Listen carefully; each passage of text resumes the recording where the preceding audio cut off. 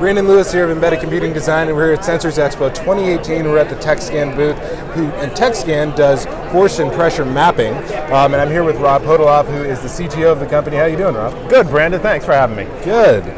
So we've got a really cool demo here, but before we get into the demo a little bit, can you explain a little bit about Tekscan's technology and what you're bringing to the market? Sure. Tekscan makes force and pressure sensing technology. We've been in the business for about 30 years.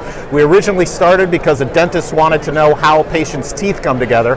From that, we've branched down to literally thousands of different applications, mostly involving the human body and how it contacts various other pieces of equipment. So what we can see here in this demo right here, so we've got a tennis ball that's being pressed down on one of our matrix sensors. What you'll notice about our sensors is that our matrix sensors are characterized by columns and rows on each side of the sensor. At each intersection point, we get the equivalent of an 8-bit load cell. Okay. So what you can see here is you can actually see the pressure distribution as the tennis ball contacts the sensor.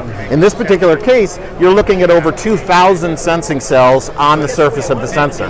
Each one of those sensing cells changes its electrical resistance with the applied force or pressure. So we can actually determine the force distribution on the surface of that sensor.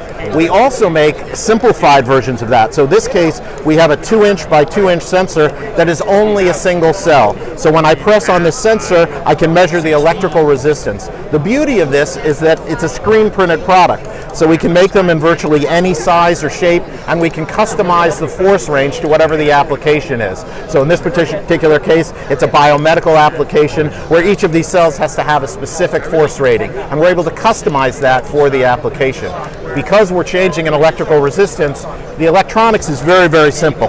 So here we see a single cell sensor, and you can see the output as I press harder and harder changes, and I can hold it at any pressure level I want. So it acts as a true variable force sensor and can be used in virtually any application. Yeah, I'm just sitting here, and obviously the applications extend well beyond biometric monitoring and measuring how a tennis ball is impacting the sensor. I imagine because they're flexible and they seem to be somewhat durable, that you can deploy these pretty much anywhere. Absolutely anywhere. I mean, one of the big applications for us is in seating analysis. So we have a sensor that can actually comply to the compound curves within a seating surface and then accurately measure the forces used on that surface.